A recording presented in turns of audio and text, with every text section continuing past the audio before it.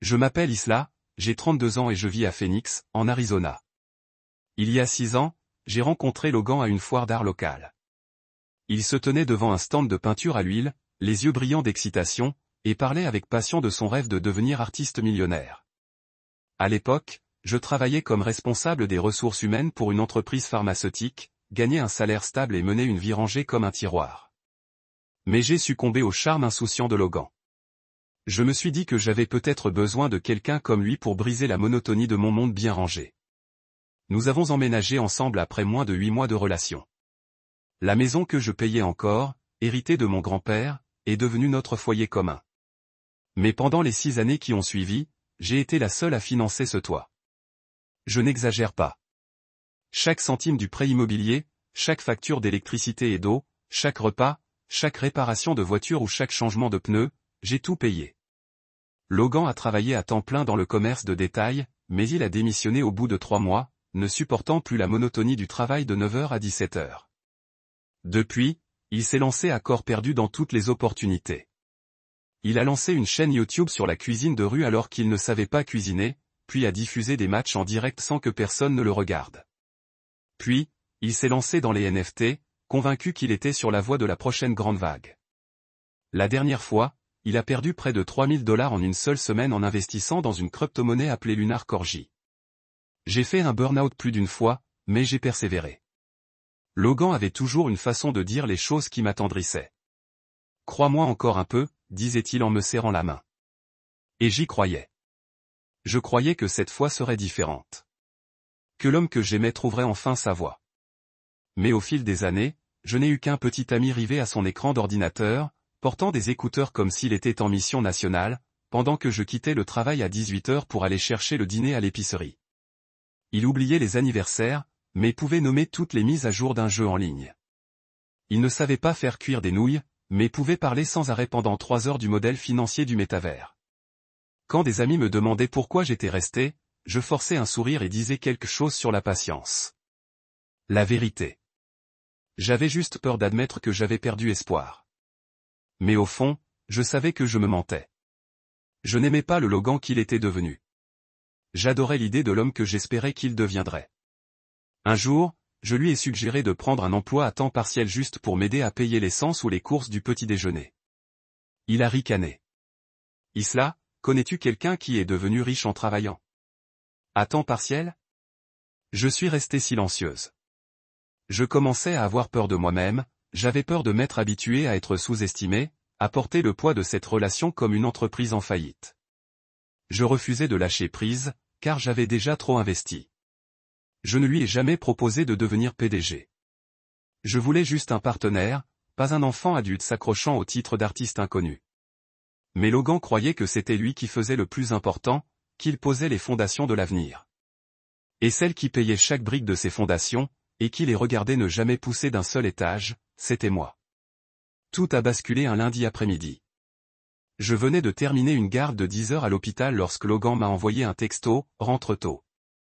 Je veux avoir une conversation sérieuse. » Le message était court, sans un seul emoji, ce qui était étrange venant d'un homme qui disait bonne nuit avec 8 cœurs.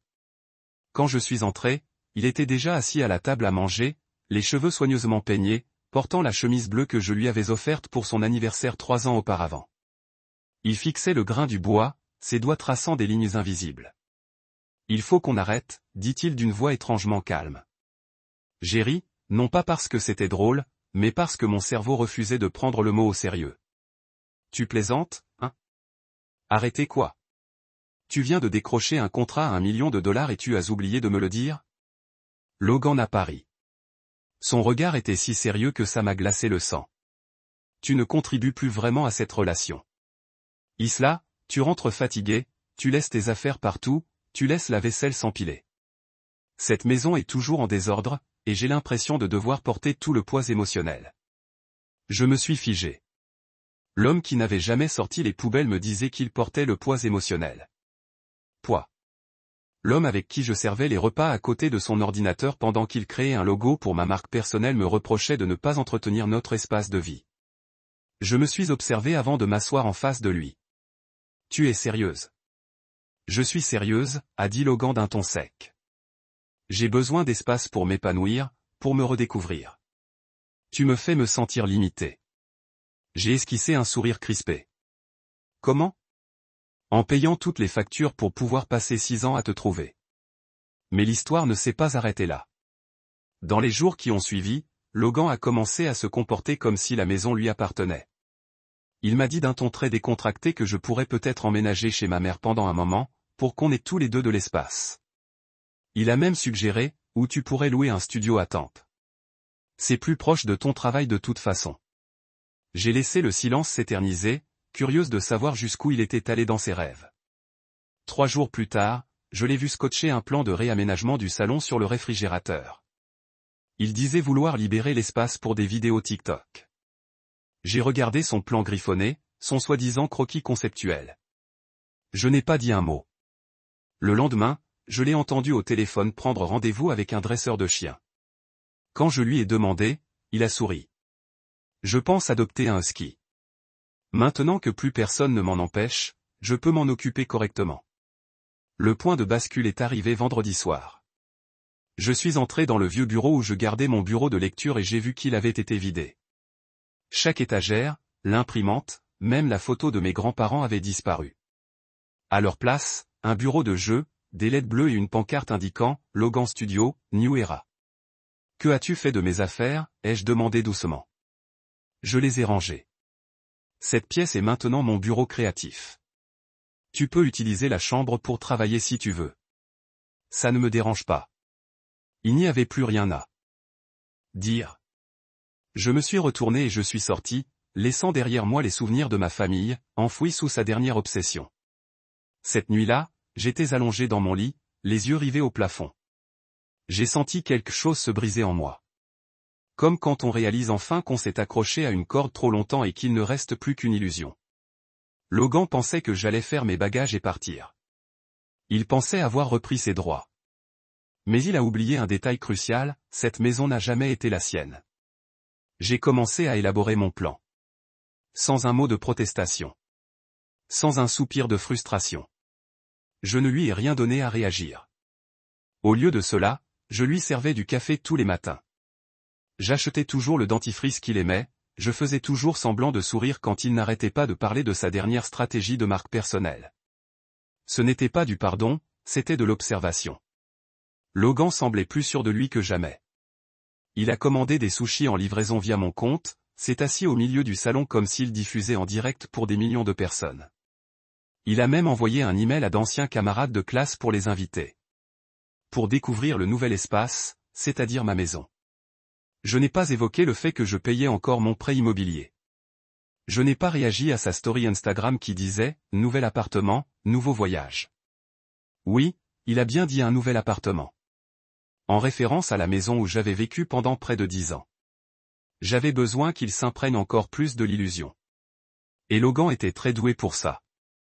Samedi soir, alors qu'il réglait les lumières pour une séance photo, j'ai discrètement appelé un serrurier. Il a accepté de venir tôt lundi matin. J'ai répondu, le plus tôt sera le mieux. Ce matin-là, j'ai pris une demi-journée de congé. Logan dormait encore sur le canapé. Après être resté éveillé jusqu'à 3 heures du matin à tester sa nouvelle installation, je suis sorti à la rencontre du serrurier et lui ai montré l'ancienne serrure. Je vais, tout remplacer. En moins d'1 heure, la porte d'entrée, la porte de derrière et le garage avaient toutes de nouvelles clés. Je me suis retrouvé au milieu du salon, dans une maison étrangement silencieuse, et j'ai ressenti quelque chose de très proche de la paix. Vers 10h30, Logan est entré en traînant les pieds, vêtu d'un sweat à capuche trop grand, un verre d'eau à la main. « Tu ne vas pas travailler ?» a-t-il demandé. J'ai lentement tourné la tasse de thé dans ma main. J'ai pris ma matinée. J'avais des choses à faire. Il n'y a pas prêté attention, s'est simplement détourné, s'agitant toujours comme quelqu'un qui se croyait maître des lieux. J'ai attendu qu'il tape dans son soi-disant studio de création, puis je me suis posté à la porte et lui ai dit clairement, « J'ai fait changer toutes les serrures ce matin. » Il s'est retourné en fronçant les sourcils. « Quoi ? J'ai changé toutes les serrures. Cette maison n'est pas à toi, Logan. Elle est à mon nom. J'en suis le seul propriétaire. » Il s'est levé d'un bond comme s'il avait été électrocuté. « Attends, de quoi parles-tu ? Je dis que je l'ai coupé net. Tu as jusqu'à la fin de la journée pour faire tes bagages et partir.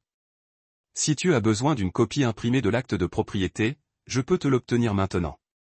Logan s'est figé. Tu ne peux pas faire ça. Ça. Je ne peux pas? J'ai esquissé un léger sourire.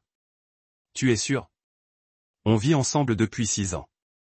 J'ai contribué à construire cette vie. Oui. J'habite ici depuis 6 ans. Et tu as vécu de mon argent tout ce temps. Une vie que j'ai construite, payée jusqu'au dernier centime. Et maintenant tu t'apprêtes à la quitter. Il a trébuché en arrière, heurtant la table, les yeux écarquillés de panique. Attends, Isa, on peut parler. Qu'est-ce que tu fais? Tu me mets vraiment à la rue? J'ai croisé les bras. Personne ne te met à la porte. Je me réapproprie juste quelque chose qui n'a jamais été à toi. Il a commencé à dire quelque chose, puis s'est arrêté. Ses yeux autrefois passionnés étaient maintenant remplis de panique. Il s'est affalé sur une chaise, la tête entre les mains. Plus d'excuses. Plus tard dans l'après-midi, il a frappé à ma porte et m'a demandé, « Tu peux m'aider pour quelques petites choses ?» J'ai répondu par une phrase. « Je pense que tu es douée pour te débrouiller toute seule.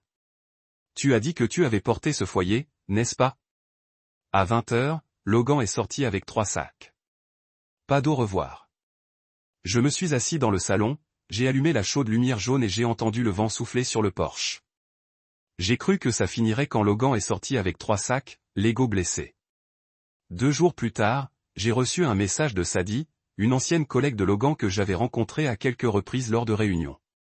Le message était court. Que s'est-il passé entre vous deux? Logan a chanté des trucs vraiment horribles.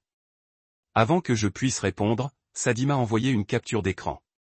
C'était un long message Facebook de Logan, écrit comme s'il était victime d'une trahison émotionnelle.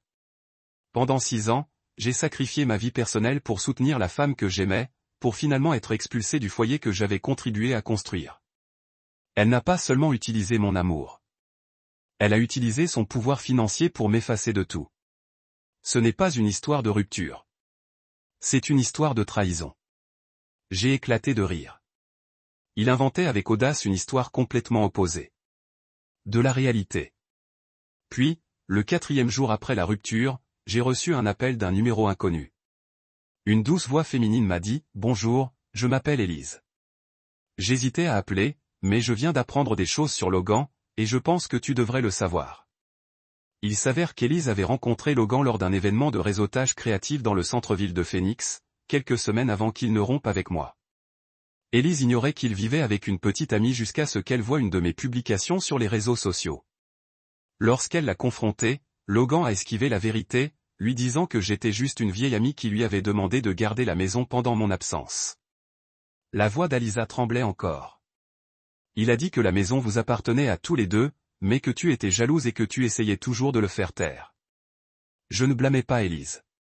Elle s'était laissée berner par le même genre de mensonges que j'avais toléré pendant des années. Quelques jours plus tard, j'ai appris qu'elle avait coupé contact. Et puis, comme sur des roulettes, Logan est réapparu en ligne. Cette fois, il publiait depuis un café avec la légende « Repartir à zéro, plus fort, plus clair. » Fini le contrôle. Cette dernière phrase m'a presque fait recracher mon café. Mais ce n'était pas fini. Des amis communs, restés silencieux, ont commencé à me contacter, non pas par inquiétude pour moi, mais parce qu'ils avaient entendu plusieurs versions de l'histoire de Logan. Pour certains, c'était le type bienveillant qui s'était fait larguer sans raison. Pour d'autres, c'était un associé trompé qui avait cédé ses droits. Quelqu'un m'a dit, Logan prétendait que j'avais secrètement changé le nom sur l'acte de propriété dans son dos, alors qu'en fait, j'étais l'unique propriétaire depuis le premier jour. Un de mes amis proches, Michael, en avait assez des rumeurs. Il a donc posé la question directement à Logan lors d'une réunion de groupe. Il m'a ensuite raconté l'échange mot pour mot. Logan, la maison était au nom d'Isla depuis le début.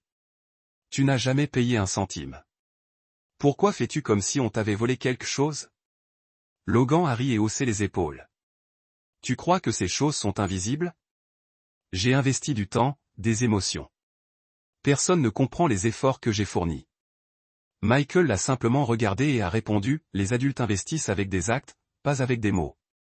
Ce soir-là, j'ai reçu des messages de plusieurs vieux amis, des gens qui avaient cru aux explications vagues de Logan.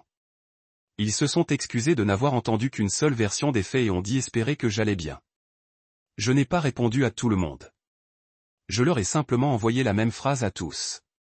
La vérité existe toujours, même sous de beaux mensonges.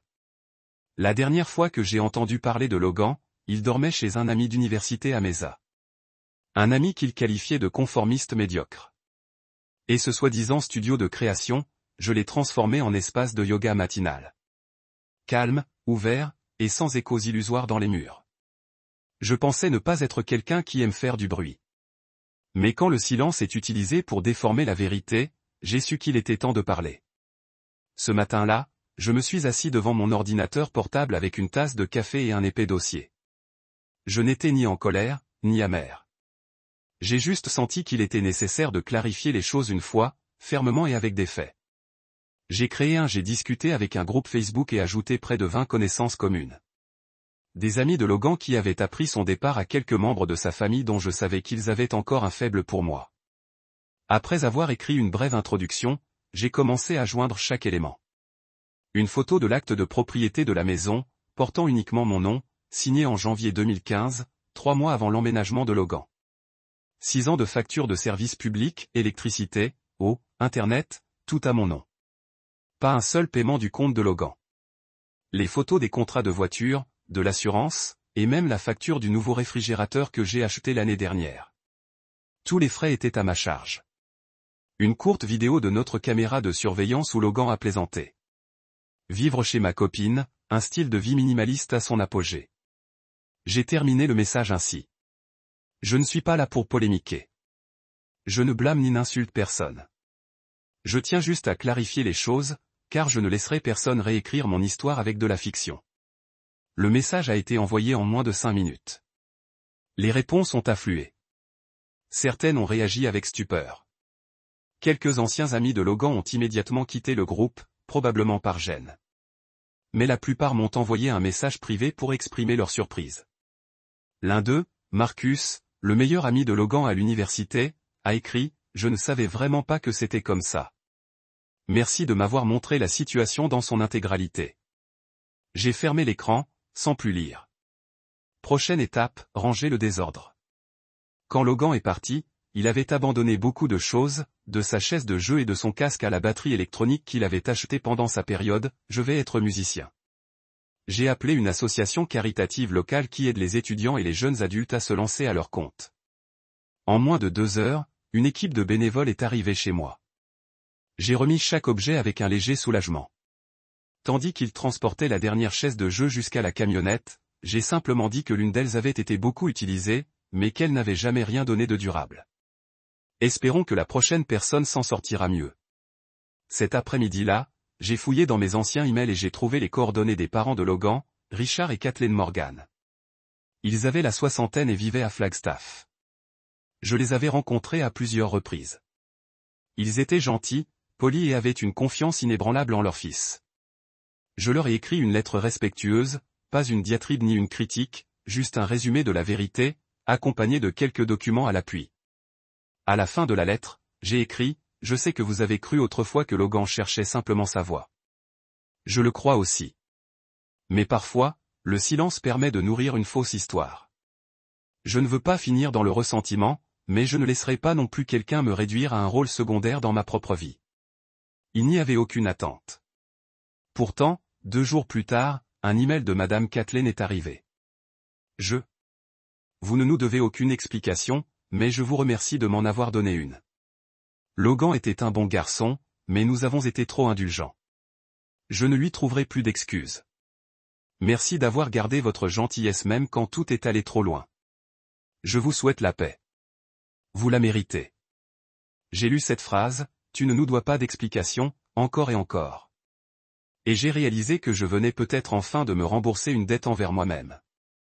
Une semaine après que nos amis communs eurent discrètement cessé de participer aux rencontres en ligne de Logan, lassé d'entendre ces récits tordus, j'ai reçu un appel de Nora, ma sœur aînée qui vit à Santa Fe et qui ne se laisse pas facilement prendre aux absurdités. Je vais partir. Vous ne le croirez pas, mais Logan vient de m'envoyer un SMS pour me demander de l'argent. J'ai posé mon stylo. Combien? 3000. Il a dit qu'il était expulsé de chez lui à tort pour un vice de procédure et qu'il avait besoin d'argent pour payer un avocat afin d'obtenir justice. J'ai saisi le téléphone. Et qu'as-tu fait? Nora a expiré.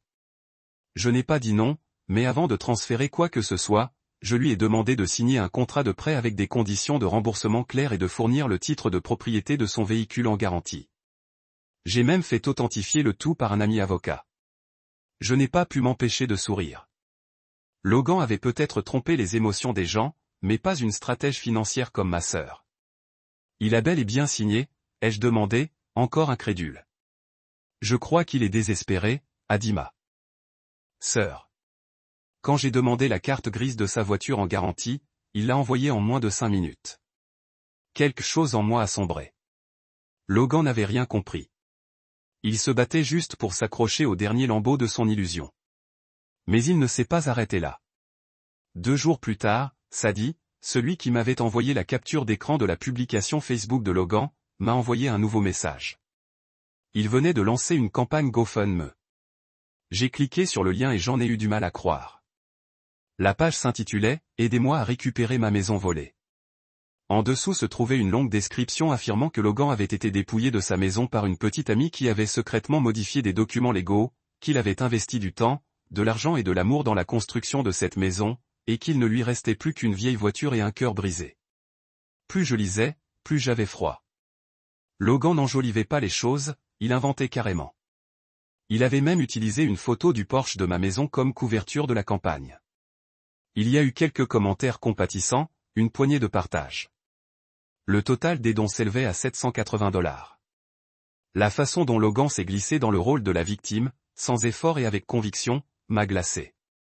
J'ai laissé les choses se dérouler d'elles-mêmes, en me retenant. Quelqu'un d'autre, cependant, a décidé qu'il était temps d'agir. 2 jours plus tard, la campagne GoFundMe était supprimée. Motif, activité frauduleuse signalée par un membre de la famille. J'avais une bonne idée de qui il s'agissait. Ce matin-là, j'ai reçu un courriel de la mère de Logan, Kathleen. Dites-moi, je suis désolé de ne pas vous avoir cru plus tôt. Quand j'ai vu la page de collecte de fonds, j'ai été stupéfaite. Logan a dormi dans sa voiture devant chez nous toute la semaine, refusant d'entrer. Chaque soir, il raconte une histoire différente à chaque proche qui appelle. Hier soir, je l'ai surpris au téléphone avec son cousin, prétendant que tu lui avais fait signer la cession de la maison pendant qu'il était malade. Je ne peux plus me taire. J'ai dénoncé la campagne et j'ai simplement dit à mon mari, Logan n'a plus le droit de camper dans notre jardin. J'ai lu le courriel avec un mélange de tristesse et de soulagement. Certaines vérités n'ont pas besoin d'être criées. Parfois, on se prend les pieds dans ses propres mensonges. Ce soir-là, je suis passé devant l'ancien quartier des parents de Logan. Comme Kathleen l'avait dit, le vieux SUV de Logan était garé tranquillement sur le trottoir, les sièges arrière à plat, des couvertures pliées, quelques cartons et une petite pancarte collée sur la lunette arrière. Temporairement, s'il vous plaît, ne frappez pas, je suis passé devant sans ralentir, comme si un homme disparaissait sur un chemin que lui seul pouvait justifier. J'ai revu Madame Kathleen un dimanche matin dans un petit café près de la place principale de Tampere. Elle avait choisi une table en terrasse sous un citronnier, comme si elle voulait que tout soit à l'air libre maintenant. Elle paraissait plus âgée, mais son regard avait perdu cette pointe d'incertitude dont je me souvenais. À mon arrivée, elle se leva et me serra doucement dans ses bras, puis s'assit sans bavarder. « Je t'en prie », commença-t-elle. « Je ne suis pas là pour défendre mon fils. Je suis là pour m'excuser. Franchement, je suis restée silencieuse, non pas par colère, mais parce que certaines excuses méritent le silence pour rester entières.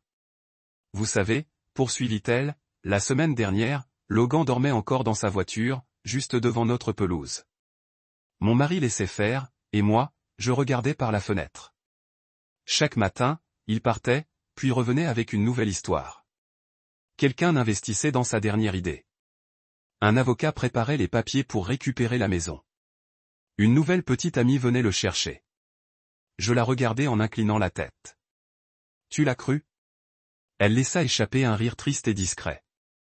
Au début, j'hésitais, mais mercredi, je l'entendis appeler sa tante, ma belle-sœur, et lui dire, tu l'as forcé à céder la maison alors qu'il était mentalement instable. Je me mordis la lèvre, mais ne dis rien. c'est le moment, dit-elle. Je sortis, ouvris la portière de la voiture et lui tendis une enveloppe. À l'intérieur se trouvait une lettre manuscrite stipulant qu'à partir de ce jour, nous allions changer les serrures, couper le Wi-Fi, l'électricité et l'eau, et qu'il avait 72 heures pour emménager chez oncle Rob, qui avait déjà un travail à l'atelier de menuiserie. J'étais stupéfait. Logan acquiesça. Elle hocha la tête, les yeux rivés sur son thé refroidi. Non pas parce qu'il voulait travailler, mais parce qu'il n'avait nulle part où aller. Puis elle fouilla dans son sac et en sortit un vieil album photo. La couverture en cuir était éraflée, les coins sont usés. Ceci, dit-elle en le posant sur la table. Je pense que tu devrais l'avoir. J'hésitais. Tu es sûr? Il est rempli de ces moments que Logan a vécu avant que ses grands rêves ne commencent à l'aveugler face à la réalité. Son 25e anniversaire. Tu as fait le gâteau. Le jour où vous avez emménagé ensemble. Je me souviens encore qu'il pleuvait ce jour-là, mais vous riez comme un rayon de soleil en juin. J'ai feuilleté les pages. Logan dans une chemise froissée, serrant le chien du voisin dans ses bras. Logan à côté de moi à une fête de Noël, tenant une tasse de chocolat chaud que j'avais préparée. Logan devant son ordinateur portable alors que je pensais qu'il écrivait un script pour YouTube, mais il jouait juste. Je les ai gardés, dit-elle en baissant la voix. Non pas pour préserver ma tristesse, mais pour me rappeler que l'on peut avoir un beau passé et choisir de le laisser derrière soi. Je me tournai vers elle. Es-tu encore espéré qu'il changera? Cela lui prit quelques secondes, puis elle secoua lentement la tête. J'espère seulement qu'il ne fera plus de mal à personne. Nous sommes restés assis en silence un moment. Le goutte-à-goutte du café, le craquement des feuilles sèches sous les pas, tout cela emplissait le silence entre deux femmes qui avaient autrefois cru au même homme, mais de manière différente. Au moment de nous séparer, elle me serra de nouveau dans ses bras, plus fort cette fois. Merci de lui avoir donné une chance. Et merci de nous avoir montré les limites de l'amour. Ce soir-là, lorsque j'ai posé l'album sur l'étagère de mon bureau, la pièce qui était autrefois le studio de création de Logan, j'ai eu l'impression qu'un poids s'était ôté de ma poitrine. Enfin, la vérité avait été révélée, après tout, j'étais encore intacte et assez forte pour commencer un nouveau chapitre. Dans la vraie vie, il y a des gens comme Isla qui portent en eux, croient, donnent tout ce qu'ils ont, pour finalement être éjectés de la vie qu'ils ont contribué à construire. Mais c'est dans ces moments de rejet qu'ils redécouvrent leur vraie valeur. L'histoire d'Isa n'est pas seulement un signal d'alarme pour ceux qui sont exploités au nom de l'amour.